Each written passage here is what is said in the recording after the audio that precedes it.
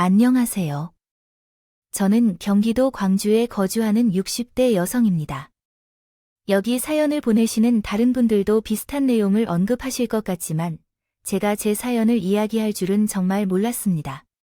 어린 시절에는 평범한 집안에서 큰 어려움 없이 자랐고 결혼 후에도 형편은 어렵지만 책임감 있고 착한 남편과 함께 시부모님 덕분에 행복한 삶을 살았습니다. 더불어 제가 뿌리 깊은 우리 딸들도 한 번도 문제없이 잘 자라왔습니다. 그러던 중 저의 생명의 보호자로 아주 중요한 존재인 아기를 위험에 처하게 되어 예상치 못한 일들이 벌어지고 그 일이 연이어 문제를 일으켜 저희 가정을 괴롭히게 되었습니다. 보내려 했어요. 그 여자가 나타나지 않았다면 더 좋았겠다는 생각이 들지만 이렇게 벌어진 일이니 긍정적으로 생각해 보려고 해요. 그 여자 덕분에 이런 사연을 소개하는 프로에 출연하게 되어 좋은 경험을 하고 있다고 말할 수 있어요. 그리고 우리 가족과 그 여자 사이에 있었던 일을 설명하기 전에 제 인생을 간단히 설명하여 상황을 이해할 수 있도록 하겠습니다. 저와 남편은 연애를 거쳐 결혼하게 된 부부입니다. 서로의 마음은 확인했지만 현실적인 문제로 인해 계속 결혼을 미루어야 했어요. 제 집안은 평범했지만 남편의 집안은 어려웠던데요. 남편의 가정 형편이 어려웠기 때문에 결혼 후에도 많은 어려움이 있었습니다. 어머니와 시아버지께서 건강이 좋지 못하셔서 우리 가정에서 가장이 된 아버지는 경제적으로나 정서적으로나 결혼 준비를 하는데 어려움을 겪었습니다. 게다가 아버지는 힘든 일을 하느라 우리 친정 부모님들께서 많이 반대하셨어요. 부모님은 고귀한 딸이 어려운 상황에 놓인 집에 시집가서 고통받기를 원치 않으셨죠. 그러나 이러한 반대와 어려움 속에서도 저희는 오랫동안 변함없이 만남을 이어나가왔고 저도 결코 고집을 꺾지 않았습니다. 아무리 말려도 남편과 헤어지지 않는 쟤를 보며 나이가 들어 죽을 때까지 결혼하지 않아서 랍지 않을까 걱정하시며 겨우 결혼을 허락해 주셨습니다. 그렇지만 부모님께서는 왜 그런 부담스러운 길을 택하는지 이해하지 못하셨지만요. 부모님의 걱정과는 달리 나는 남편과 행복하게 잘 살아왔습니다. 물론 어려운 처지였기에 다른 사람들보다 여유가 없었지만 나를 사랑하고 아끼는 남편 덕분에 행복했다고 생각했어요. 그리고 잠시 후에는 우리 사랑의 결실인 아이들까지 태어나며 우리는 부모가 되었습니다. 아이들까지 나에게 행복한 가정을 주었는데도 책임질 아이들이 생기면서 어쩔 수 없이 약간의 부담이 있었어요. 우리 두 사람은 별다른 욕심 없이 살아가는 사람들이었기에 두 사람만 생각하면 그만큼 지낼 수 있었을 텐데 아이들에게 뭔가 하나라도 더 해주고 싶다는 마음으로 더 많은 여유가 필요하다고 생각했어요. 그래서 집에서 아이들을 돌보며 생활하던 나는 가정의 보탬이 되기 위해 일자리를 찾아보게 되었고 그렇게 청소일을 시작하게 되었습니다. 아직 아이들이 어린데 제 손길이 필요해서 하루 종일 일을 할 수 없었어요. 청소일은 아이들을 학교에 보내놓고 일할 수 있었어요. 게다가 생각보다 급여도 넉넉해서 저한테는 딱 좋은 일자리라고 생각했죠. 그런데 막상 일을 시작해보니 제 생각과는 다르더라고요. 청소하는 일이라고 해서 몸만 고생하면 된다고 생각했었지만 사람 때문에 고생을 하게 됐던 거예요. 청소일을 시작한 후 처음 간 집에는 집주인 여자가 정말 이상했어요. 제가 자기 집을 청소하러 간 거라고 해도 서로 기본적인 예의를 지켜야 할 텐데 화를 내며 저한테 반말을 쓰는 사람이었어요. 제 나이가 얼마나 되냐고 물으면서도 제가 적지 않은 것을 아는데도 반말을 하는 것은 마음에 들지 않았습니다. 하지만 일을 하러 온 것이니 일하러 왔으니 같이 일하자고 참고 있었습니다. 그런데 그 여자가 넘어져도 제 옷까지 물어도 괜찮았습니다. 그런데 청소를 하러 온 사람이 왜 그렇게 훈장을 달고 왔는지 이해가 안 가네요. 청소를 하러 온 사람은 청소부처럼 옷을 입어야겠죠. 누군가 보면 어디 놀러 가는 줄 알겠네요. 이 일이 처음이라고 했는데 매우 쉬워 보이네요. 우리 집에 놀러 왔나 싶었는데 그래도 고객님 집에 가는 거니까 부적절한 모습은 보이면 안 되겠죠. 그래서 나름 깔끔한 옷을 입었던데 그 모습을 보고는 꽃놀이 하러 간다고 추켜 세우는 줄 알았습니다. 추켜 세우는 줄 알았는데 한참을 이해하지 못했습니다.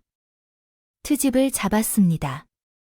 그러나 정말 놀러가는 사람처럼 화려하게 꾸미지 않았습니다.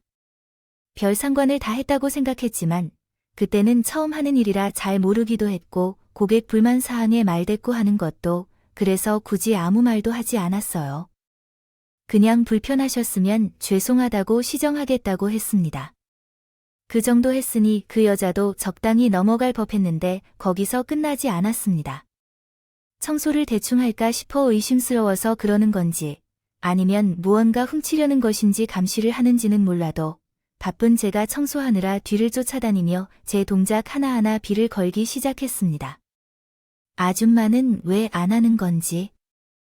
먼지가 덜 닦았습니다. 이쪽 먼저 하고 있으니까 거기까지 다 할 거니까 걱정 마세요. 혹시나 대충 하려고 생각하지 마세요. 이따가 끝나고 다 확인할 거니까 시간 때우다가 돈만 받으려는 생각은 안 하는 것이 좋을 거예요. 네, 그럼요. 꼼꼼하게 다 해드릴 테니까 믿어주세요. 남의 물건을 건드릴 때는 조심해야죠. 지금 손에 들고 있는 게 얼마짜리인지 알고 그렇게 하는 겁니다. 네네, 저도 안 깨지게 조심하고 있어요. 그 여자는 집에서 따로 일도 안 하는 건지 하루 종일 제 뒤를 쫓아다니며 청소하는 저를 괴롭히더라고요. 여기저기 제대로 하라고 충분히 조심하고 있는데도 조심하라며 소리를 질러서 청소하는 제 입장에서는 청소를 하라는 건지 말라는 건지 이해가 안 돼요. 부담스러운 일이었어요.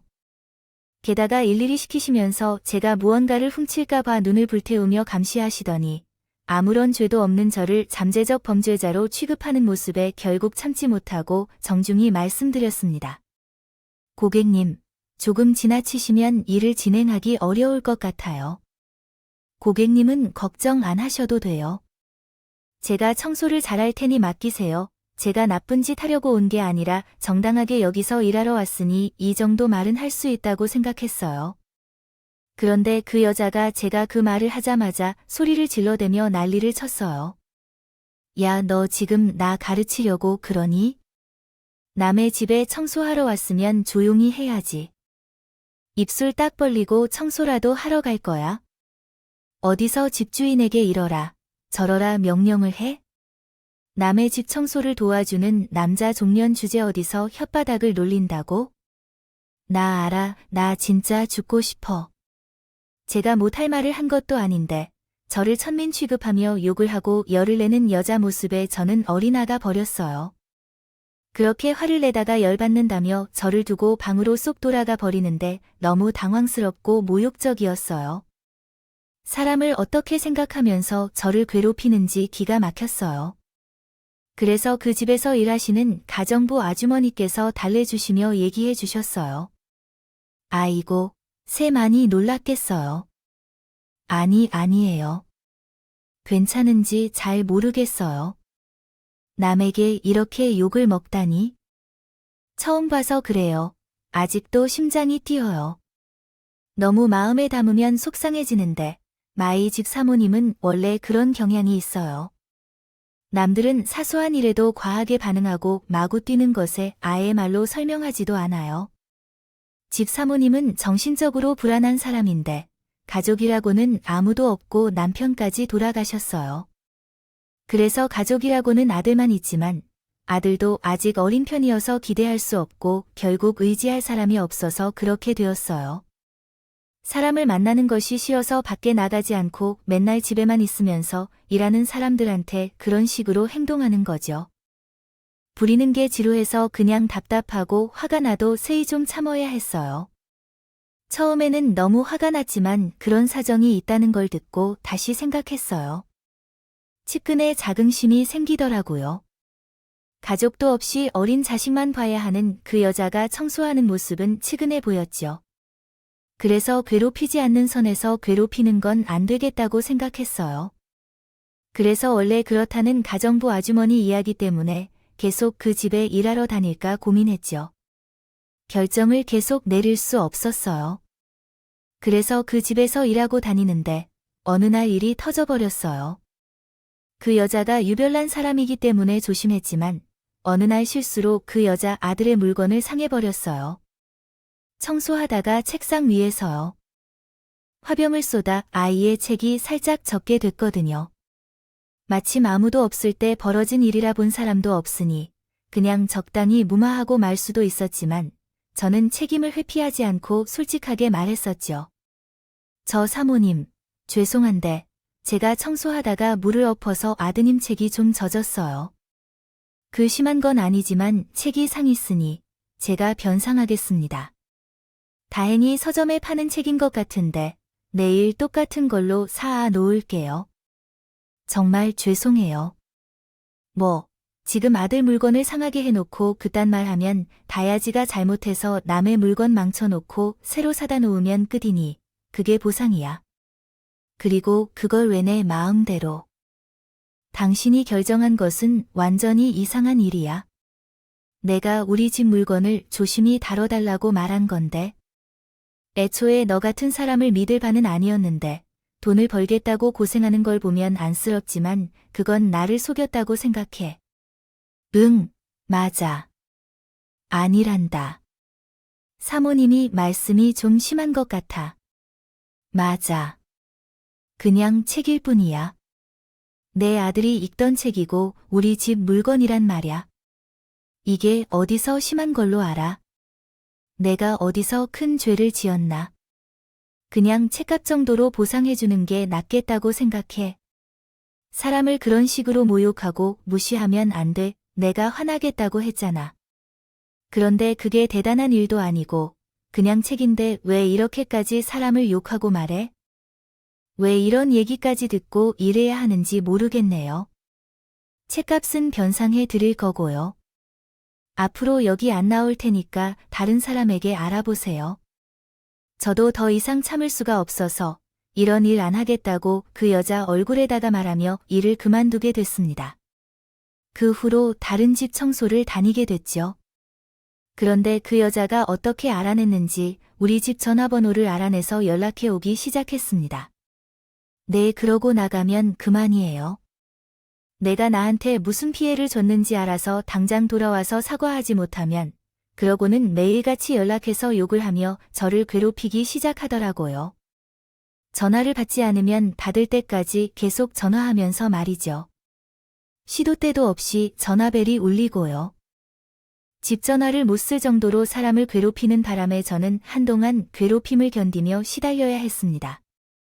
그러다 결국 견딜 수 없어서 집 전화번호를 바꿔야 했어요.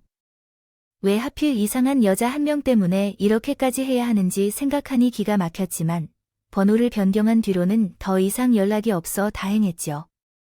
그 후로 시간이 흘러가며 그 일을 점점 잊게 되었고 그 사이 아이들은 무사히 잘 자라 성인이 되었습니다. 우리 부부가 함께 노력한 덕분에 어려웠던 형편도 많이 나아졌고 아이들도 각자 잘 자라주어서 더 이상 바라는 게 없다 싶었죠. 그나마 마지막으로 바란 건 아이들이 각자 자기 짝을 찾아 둥지를 떠날 때 잘 찾아가길 바랐네요. 그리고 제 마음대로 딸이 결혼하겠다고 알려왔어요. 그렇게 희망했던 것인데 결혼 얘기를 듣고선 시원찮은 마음이 들었는지 아직 어린 듯한 딸이 사람을 데려온다 하니 기대와 걱정이 들었지만 다행스럽게도 예비 사위가 우리 마음에 아주 들었습니다. 안정적인 직장을 가졌을 뿐만 아니라 멋진 외모와 인상도 좋아 보였어요. 무엇보다도 우리 딸을 많이 사랑하는 것 같아서 그것만 봐도 문제가 없을 것 같았죠. 그런데 나중에 딸에게 자세히 들어보니 시세 형편도 넉넉하다고 한다길래 기쁠 따름이었어요.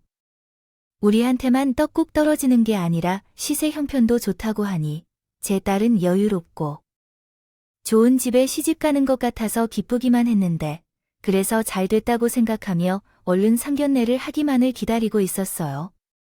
그런데 남자 친구 집에 인사를 다녀온 딸이 표정이 심상치 않아요. 정아야, 잘 다녀왔니? 예, 차리고 온 거야? 하니, 그냥 괜찮았어. 근데 왜 힘이 없어? 혹시 무슨 일 있었어? 라고 말했습니다. 아니야, 일은 없어. 그냥 신경 쓰느라 피곤할 뿐이야. 그런 게 아니야. 그런데 왜 그 집에서 나를 별로라고 생각하냐고 물어서 무슨 일이야? 그런데 왜 그렇게 별로라고? 라고 말하자 엄마한테 말해봐 달라고 했어요. 응, 처음엔 별 볼 일 아니라고 말하려고 했어요. 하지만 제가 계속해서 추궁하니 한참 후에 한숨을 내쉬며 이야기를 해주었어요. 그 집에서 반대하는 일을 하시는 것도 아닌데 어머님께서 제가 마음에 들지 않으시는 것 같아서 그게 무슨 말인지 이해가 안 가봐요. 왜 너를 마음에 안 들어 한다는 걸 우리 딸이 어떻게 하길래 몰라서 우리 집이 승연 씨네 집에 비해 모자라다고 생각하셔서 그런 말씀을 하시는 건지 그냥 날 안 좋아하시는 것 같습니다. 아, 근데 그걸 내 앞에서 밝혀서 표시하려고 하시는 거야? 우리 집 형편이 어렵다고 사위를 힘들게 하는 건가 봐요? 나를 취급하듯 말씀하시는 거야? 그런데 앞으로 시돈에 잘하라고 하시면서 시집살이 걱정하니까요. 반대를 하시지는 않으시지만 오히려 그렇게 말씀하시니까 앞으로 시어머니를 모셔야 할지 걱정이 들어서요. 우리 집이 마음에 안 드는 걸까요? 아들보다 며느리가 빠진다고 생각하시나요? 딸의 시어머니가 우리 딸을 무시하는 태도를 보였다고 하더라고요. 팔이 안으로 굽는다는 것은 알겠지만 귀중에 키워온 내 딸을 무시한 건 저는 너무 화가 났어요.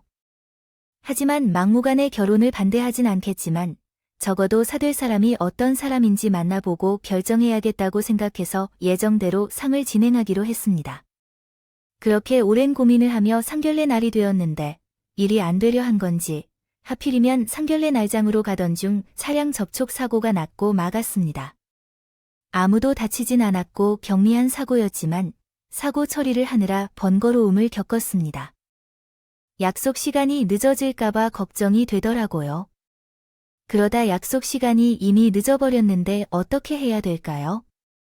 멍청한 짓을 해버린 것 같은데 차를 두고 가기엔 모두 불가능하고요. 그러니까 아무 말도 말고 정아 씨, 당신이 먼저 가주시면 지금 택시를 타면 늦게 도착하지는 않을 거예요. 난 빨리 끝내고 갈게요. 당신이 남편께 설명해 주시기만 하면 죄송스러울 뿐인데 어쨌든 사고가 났다는데 이해를 부탁하겠어요. 사고는 전혀 예상하지 못한 상황이라 결국 남편을 빼고 우리 두 사람끼리 상견례에 가야 했어요.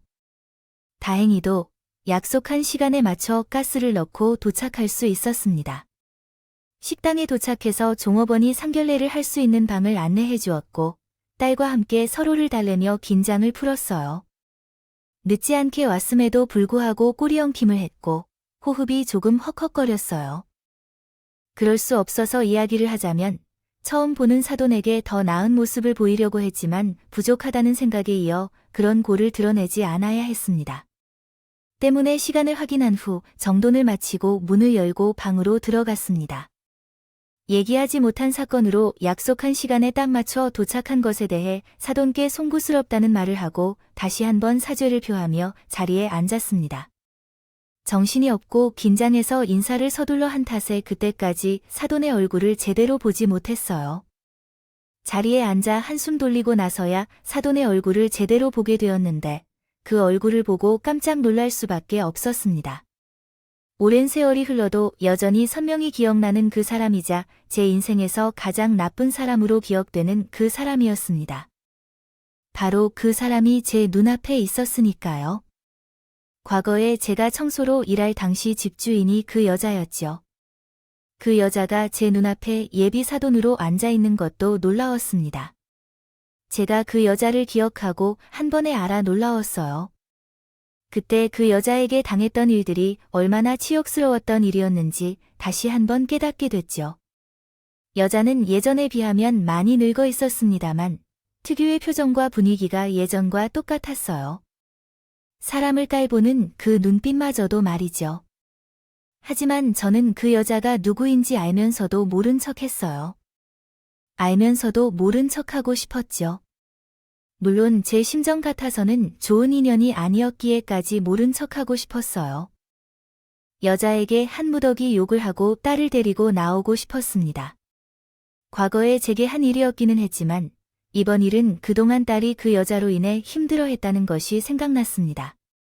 과거에 저한테 한 행동이었지만 잠시였지만 그 여자 밑에서 멸시를 당해본 적이 있었기 때문에 그동안 딸이 그 여자 때문에 얼마나 힘들었는지 알 것 같았거든요. 게다가 그런 여자가 어떻게 며느리를 대해야 할지 앞으로 딸의 결혼 생활이 예상되었기 때문에 자리를 뜨고 나가고 싶은 마음이 있었지만 딸을 위해 잠시 참아보기로 했습니다. 혹시나 하는 마음이 있었거든요. 아무리 못된 사람이라도 자기 가족에 대해서는 잘한다는데 뭐 결혼 생활이든 어떻든 말입니다. 아직도 다른 사람이 남아있기 때문에 그러는 것이겠죠. 결혼 후에도 유일한 며느리를 힘들게 만들까봐 걱정했습니다. 그래서 그 자리에 계속 앉아있으면서 시아버지가 그 여자가 제 딸에 대해 하는 행동을 지켜볼 생각을 했어요. 그 후 딸의 결혼식을 막아도 괜찮을 것 같았거든요. 다행히도 그 여자는 제가 누군지 모르는 것처럼 보였어요. 그런데도 아직 사돈이 될지 모르는 제게 불쾌한 말을 했더군요. 그래도 약속한 시간 전에 오셔서 다행입니다. 거의 얼굴도 보기도 전에 일어설 뻔했습니다. 1초라도 늦으면 아랫사람이 된 기분이라서 일어서려 했거든요. 그런데 약간의 약올리기처럼 딱 1분 전에 도착하셨군요. 이것이 의도한 것이었나요? 아니에요. 결혼식을 놓치게 된 사실은 집안 사정 때문입니다. 우리 가정의 사정을 보면 결혼식이 빠듯하게 겹치게 되어서 이랬던 것인데 그 부분 때문에 우선순위를 두었다고 생각하실 수도 있겠죠. 상황을 정확히 알지는 못하지만 듣기로는 상대방의 집안이 우리보다 상황이 좀 더 어려운 것으로 알고 있어서 이런 선택을 했다고 생각해요. 다른 의도로 인해 늦게 나온 것은 아니라고 생각합니다. 남편이 없어서 무시하려 하거나 그런 의도는 전혀 없습니다. 결혼식 이후에도 승연 씨를 통해 연락한 적이 없습니까? 사진도 보내주었는데 중요한 자리에 늦어서 죄송합니다. 이렇게 한 번 더 사과드리겠습니다. 그리고요, 이 모든 일에 어떠한 의도도 없었습니다. 진심으로 말씀드립니다. 그래서 오해하실 필요는 없습니다. 너무 그렇게 말씀하지 마십시오. 제가 뭐라고 하겠습니까? 절 무시하거나 기싸움을 하려고 했다 해도 증거가 없는데요. 그렇다고 너무 차가운 태도를 보이지 마십시오. 이번 일로 인해서 결혼식을 가지는 아이들이 문제 삼을 생각은 없으니까요. 그냥 제가 그 정도로 기분이 나빴다는 말이고 앞으로 조심 좀 해달라고 하는 거예요. 이제 결혼 이야기나 하셔도 좋을 것 같아요. 혹시 남편분 오실 때까지 저가 또 기다려야 하나요? 아유, 아닌데요. 저희끼리 이야기는 다 했으니까요. 말씀을 주고받아요. 여자는 우리가 일부러 자신을 기다리게 한 것이라고 의심했습니다. 아니, 의심이 아니라 자신의 기분이 나쁜 것에 대한 반응이었어요. 사고가 나자마자 사위에게 연락했고 사진을 보냈기 때문에 우리가 이야기하는 거예요. 오는 길에 사고가 났다는 걸 확실히 알고 있었을 텐데 그럼에도 불구하고 남편이 없는 자신을 무시한다는 그런 터무니없는 말을 하는 것은 자기를 기다리게 만든 게 기분 나빠요. 그런 생각을 하다 보니 우리 집안을 무시한다는 소리나 마찬가지였습니다. 다른 사람은 몰라도 그렇다 해도 참을 수밖에 없었어요. 어찌되었든 중요한 날의 약속 시간이 임박해 도착한 것은 저희 쪽이었기 때문에 그 여자가 다음 대화로 넘어갈 때까지 한참이나 사과를 해야 했고 그 후에야 겨우 아이들의 결혼 이야기를 나눌 수 있었습니다. 사실 결혼 이야기도 크게 나눌 건 없었어요. 우리 쪽에서는 아이들의 뜻대로 하기로 했으니까요. 따르기로 한 입장이라 사들 그 여자의 뜻만 확인하면 됐거든요. 그래서 애들이 하는 말을 듣고 어떻게 생각하냐고 물어봤죠.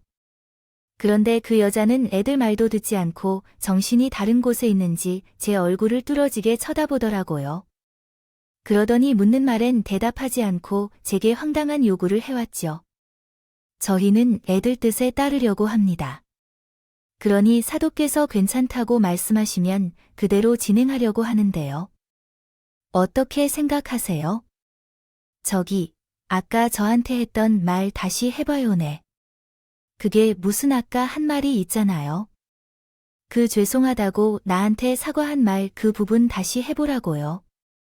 아, 그냥 죄송하다는 소리만 계속해 보라고요.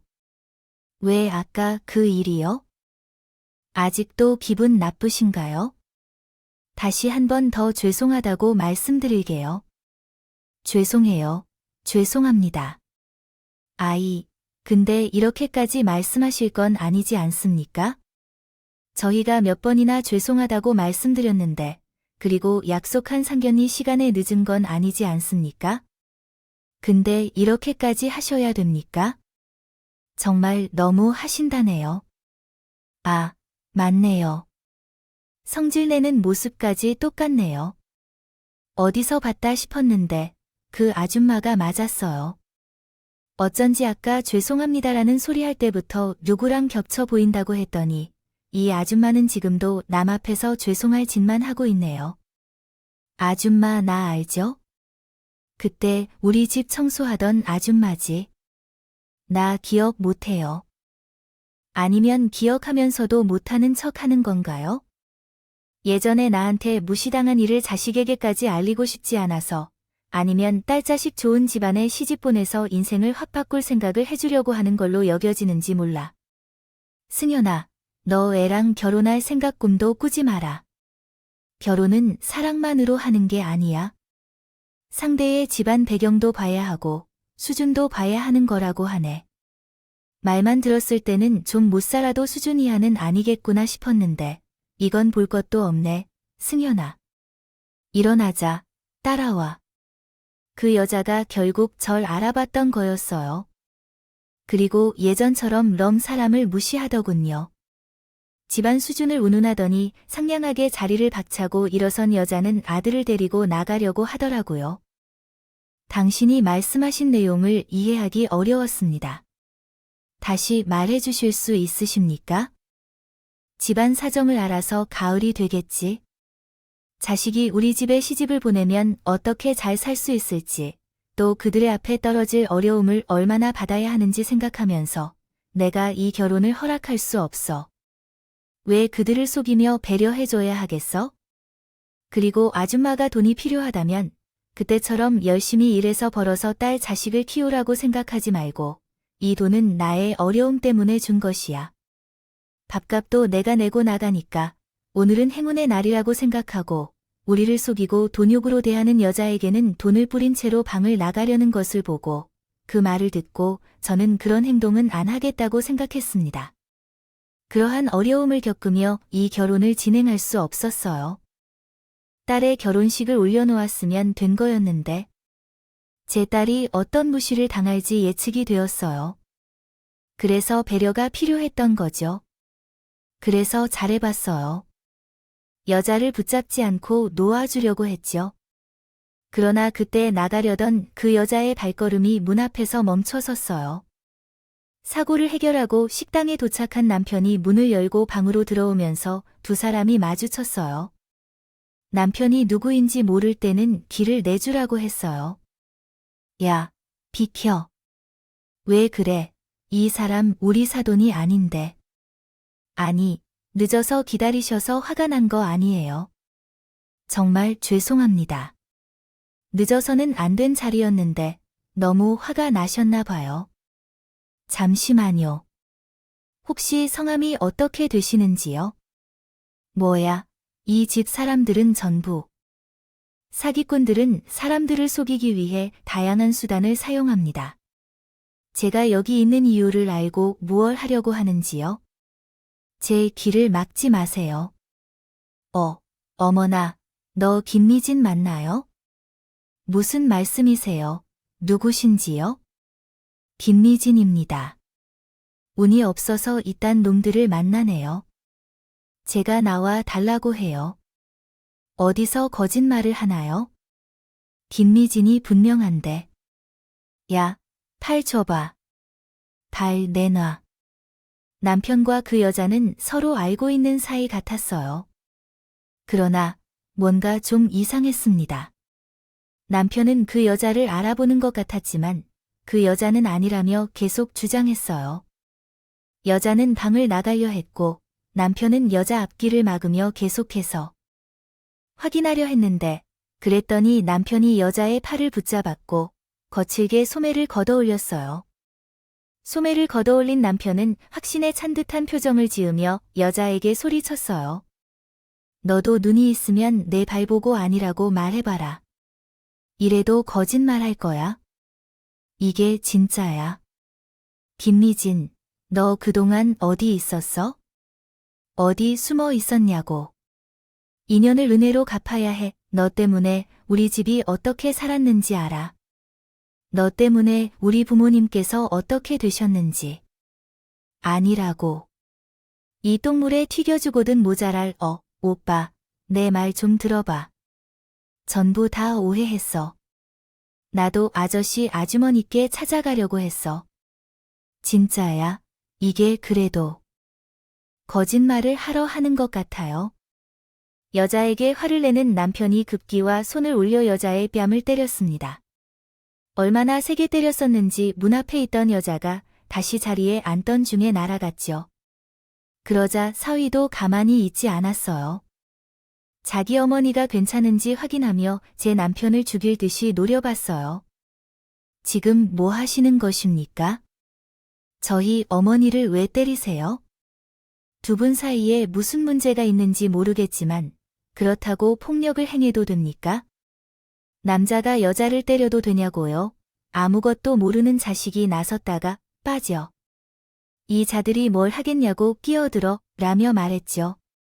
김미진, 너 어떻게 할 거야? 우리 집안에서 이런 일들 어떻게 보상할 거야? 라며 말했습니다. 아, 진짜 왜 이러세요? 계속 이렇게 하시면 경찰에 신고합니다. 전화하면 협박이나 폭행으로 신고하리라고 하나요?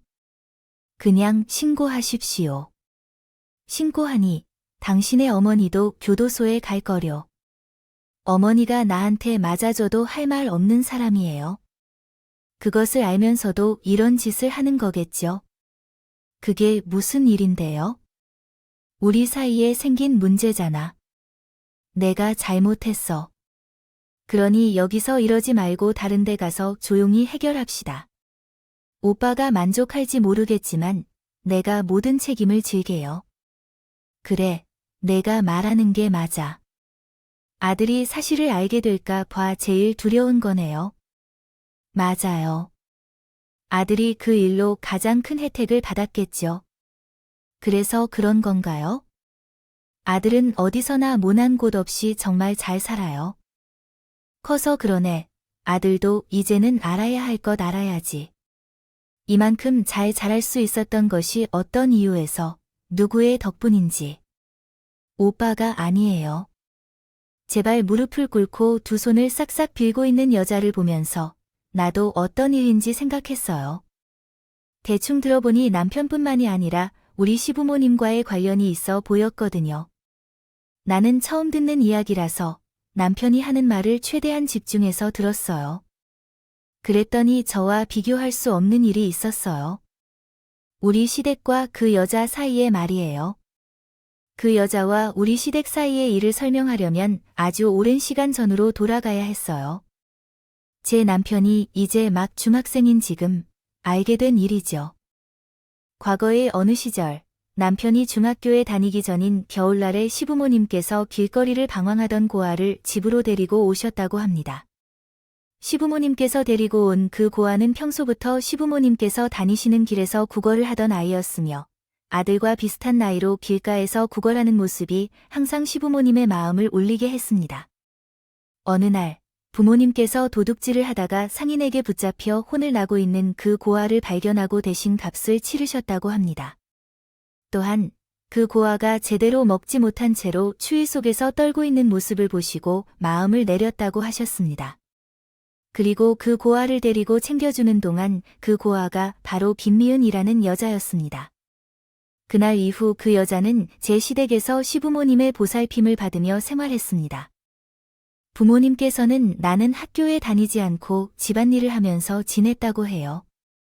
그런데 부모님께서는 원하면 학교에 보내줄 것이라고 하셨지만 부끄러운 마음이나 필요성을 못 느껴서 그런지 여자는 학교에 다니지 않겠다며 거절을 했다고 합니다. 이에도 부모님께서는 안타깝다고 생각하셨는지 산수나 국어와 같은 기본적인 과목을 직접 가르쳐 주셨다고 해요. 그렇게 7년 동안 시댁에서 집안일을 하면서 지내던 여자는 20살이 되던 해 집을 떠나겠다는 의지를 밝혔다고 합니다. 부모님은 여자의 의지를 존중해 주시고 집을 떠나는 그날은 이제까지 집안일을 해준 보상이라며 상당한 금액을 준비해 주셨다고 합니다. 또 친정집처럼 생각하라며 필요하면 언제든 돌아올 수 있다고 말씀하셨다고 합니다. 한국어 문법에 맞게 다시 작성해 드리겠습니다. 그러나 그 이후 몇 년 동안 한 번도 김미진 그 여자에게 연락이 오지 않았다고 합니다. 남편이 3년간의 군 복무를 마치고 대학에 복학했을 때 김미진이 6년 만에 시댁에 찾아왔다고 합니다. 6년 만에 시댁을 찾아온 김미진은 예전과는 전혀 다른 모습이었다고 합니다. 남편의 표현을 빌리자면 환골탈퇴비가 번쩍한 모습이었다고 했습니다. 그녀는 주렁주렁한 화려한 장신구를 차고 있었으며 외투에는 값비싼 모피를 입고 있었다고 합니다. 더구나 지난 세월 감당해준 것에 대한 보답으로 사랑을 주고받은 가치가 있다는 취지로 값비싼 선물을 건다고 했습니다. 시부모님과 남편이 모두 놀라운 김미진의 변화에 깜짝 놀랐다고 합니다. 그런 다음 김미진이 먼저 성공한 모습으로 돌아올 수 있었던 그 과정을 말했다고 합니다. 집을 떠난 김미진은 시부모님께서 주신 목돈과 자신이 열심히 일해번 돈을 한 푼도 쓰지 않고 몇 년간 모으기만 했다고 언급했습니다. 또한 우연한 기회에 같이 일하던 지인의 권유로 불법적인 밀수와 관련된 일에 투자했다고 이야기했습니다. 밀수로 들여온 물건을 부잣집 사모님들께 팔며 상당한 금액을 벌게 된 김미진은 밀수를 통해 인연을 맺게 된 사업가들을 통해 부동산 사업에 발을 들였다고 전했습니다. 그리고 그때부터 소위 돈을 쓸어 담기 시작했다고 하였지요. 그렇게 돈을 벌면서 정신없이 살아왔다고 하였습니다. 보니 몇 년이 지나고 있었고 아등바등 살 필요 없이 여유가 생기자 우리 시댁이 가장 먼저 떠올랐다고 했습니다. 그래서 늦게라도 찾아왔다는 말을 했다고 합니다. 그 말에 부모님은 값비싼 선물을 받은 것보다 더 좋아하셨다고 했어요. 자신들을 잊지 않고 찾아와 준 여자에게 고마워서 말이죠. 또한 어려운 상황을 극복하고 성공한 여자를 축하해 주셨고 대견스러워 하셨다고 해요. 그렇게 그날을 시작으로 시댁과 김미진은 다시 연락을 주고받았다고 했습니다. 그러던 어느 날 김미진이 시부모님께 조심스레 투자를 권유했다고 해요. 하지만 그 시기에는 지금처럼 투자나 재테크로 재산을 쌓는 것보다는 아껴서 저축하는 게 기본이라고 생각했으니까요. 부모님께서는 김미진의 투자 권유에 부정적이었습니다. 그럼에도 불구하고 김미진이 믿을 만한 모습을 보이지 않을까 봐 돈을 잃는 것을 감당하고 적은 금액을 투자했다고 합니다. 그 투자가 대박을 터뜨렸고 짧은 시간에 거의 2배로 돌아왔다고 합니다. 그 이후로 김미진의 투자 권유는 계속되었고 부모님께서는 투자금을 늘려가며 미진에게 돈을 맡기셨다고 합니다. 하지만 그 사건이 발생하면서 이어진 투자 성공으로 시부모님의 신뢰를 쌓아가던 김미진이 실제로 대박이 날 투자건이 있다며 아주 큰 금액을 투자하길 제안했다고 합니다. 이 사업은 온천 사업이었지만 아직 복부인이 붙기 전이라 시간이 부족하다며 시부모님을 재촉했다고 합니다. 이와 동시에 다른 친척들까지 모아서 함께하게 되었다고 합니다. 들려서 제안했다고 합니다. 투자 금액이 증가하여 더 큰 돈을 나눠 먹을 수 있게 되었다는 말이에요. 부모님은 계속된 투자 성공으로 김미진을 무척이나 믿고 계셨고 고아였던 김미진을 자녀처럼 대해 몇 년간 돌봤기 때문에 이미 가족으로 생각하시며 김미진이 배신할 것이라고는 결코 생각하지 못하셨다고 합니다. 그래서 친척들까지 끌어들여 막대한 금액을 투자했어요. 그러나 그 믿음은 배신으로 돌아왔습니다. 시부모님과 시부모님의 친척들에게 받은 모든 투자금을 가지고 김미진이 도망간 거예요. 처음 김미진이 사라졌다는 소식을 들었을 때도 부모님은 믿지 않으셨다고 합니다. 그러다 김미진이 아니라고 합니다. 도망가셨을 것이라고 생각하지 않아서 끝까지 믿고 기다렸다고 하셨죠. 그 후에 부모님께서는 함께 피해를 당한 친척들의 돈을 대신 갚기 위해 여태껏 모아오신 재산을 모두 정리해야 했고, 믿었던 사람에게 배신당했다는 충격에 쓰러지고 마셨어요. 그렇게 해서 남편은 다니던 대학을 그만두어야 했고, 아픈 시부모님을 모셔가며 살아가기 위해 꿈만 탠 대학생에서 당장 하루하루를 벌어먹기 위해 살아야 하는 노동자로 살게 되었다고 합니다. 그러던 중 저를 된 거였어요.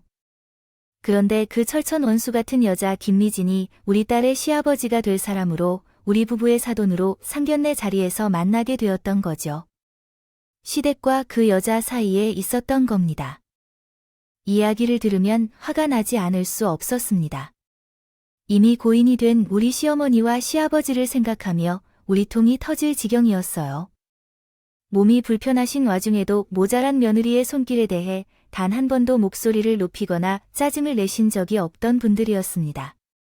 저는 며느리로서 더 예뻐해 주시던 것이 있었지만 본래 성품이 착하고 여리신 분들이었어요. 한 번 사람에게 마음을 준다면 미도 끝도 없이 내어주신 분들이었어요.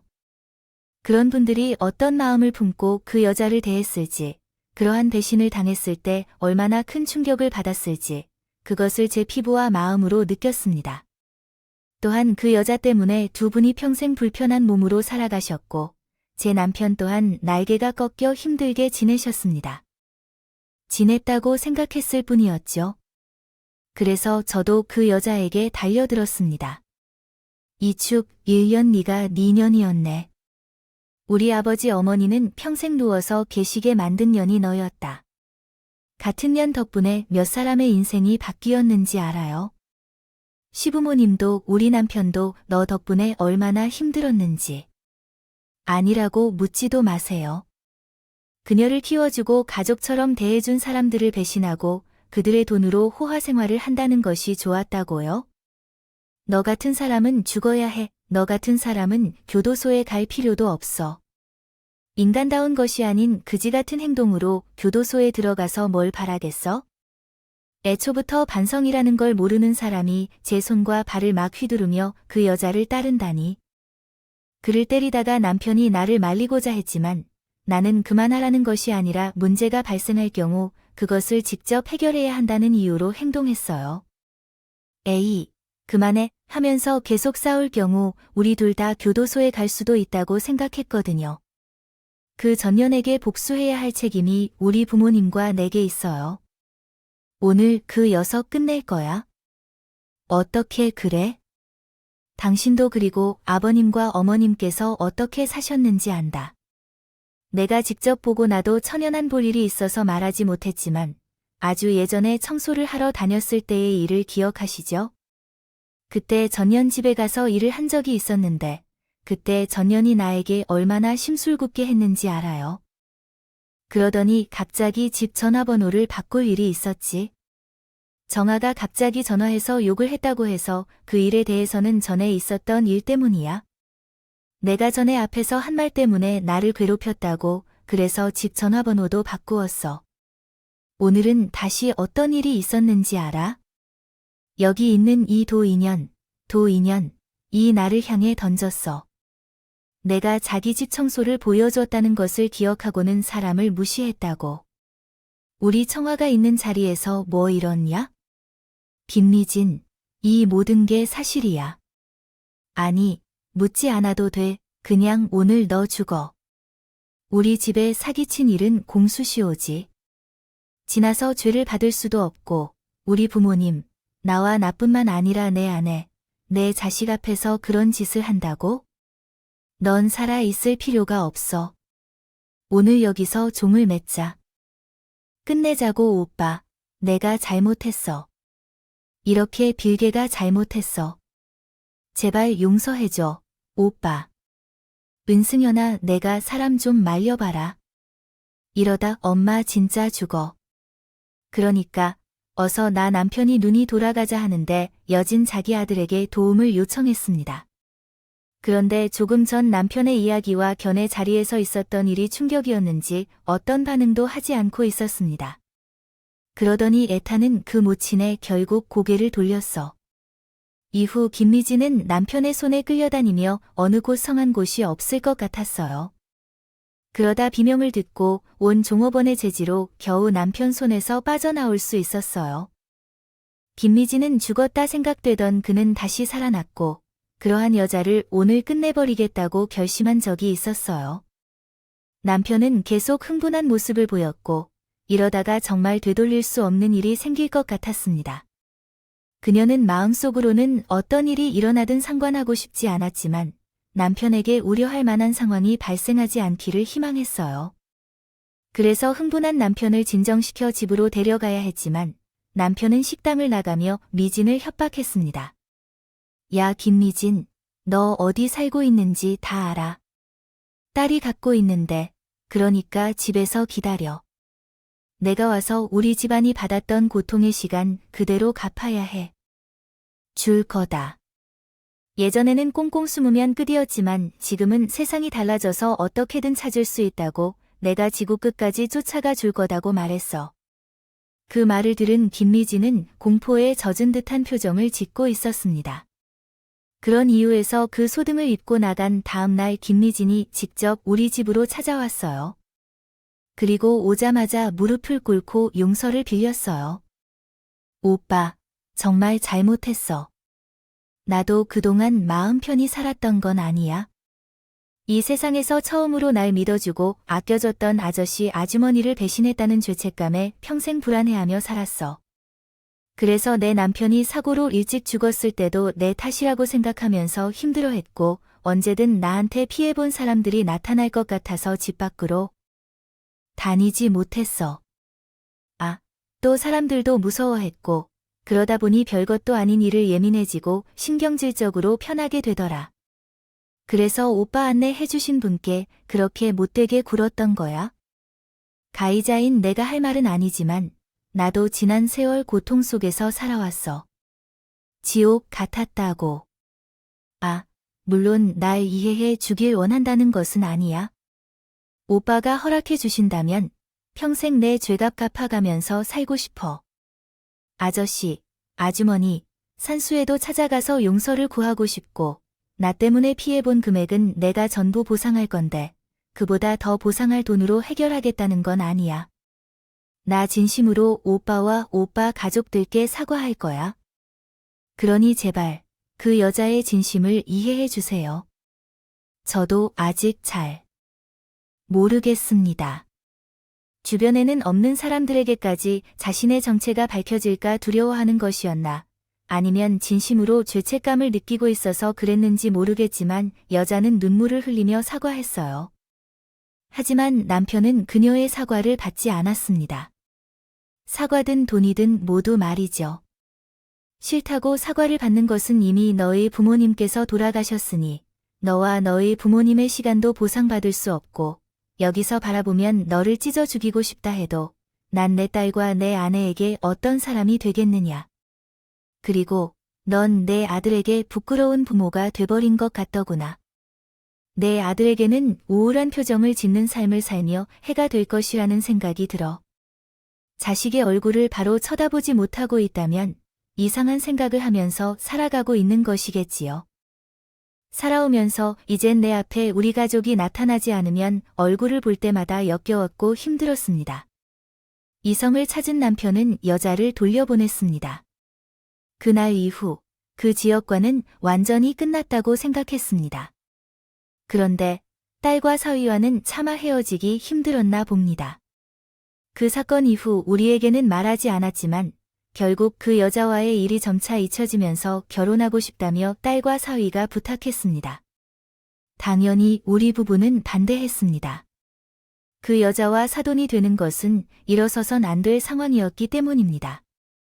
그러나 사위가 그 사건 이후 큰 충격을 받고 모친과 연락을 끊고 사무쳤다고 합니다. 그래도 두 사람의 결혼을 허락하고 싶지 않았습니다. 저는 그 여자에게 당한 일들도 있었고 제 남편과 시부모님 일까지 있었으니까요. 그러나 자식 일이 제처럼 되나 끝까지 결혼하겠다고 고집을 피우는 딸을 꺾을 수가 없었습니다. 결국 어쩔 수 없이 딸의 결혼식을 허락하게 되었고 식을 올리게 됐습니다. 그런데 지금 와서 생각해보면 그때 딸의 고집을 꺾지 못한 것이 다행이라고 생각해요. 우리 사위가 딸뿐만 아니라 우리 가족에게도 정말 잘 해주고 있어요. 지금은 사위가 제 아들처럼 느껴지고 의지가 될 정도예요. 그런 사위를 보면 항상 고맙고 대견하면서도 한편으로는 마음이 무겁습니다. 불편합니다. 어차피 사위가 자신의 어머니와 같은 공간에서 지내고 있으니까요. 우리 부부와 그 여자 사이에 그런 문제들만 없었더라면 사위도 양가를 오가며 마음 편히 지내고 있을 것을 생각하니 항상 사위가 신경 쓰이고 미안한 마음이 가득합니다. 우리 부부가 더 잘하려고 노력해요. 우리 딸들보다 더 챙겨주려고 하고 있고요.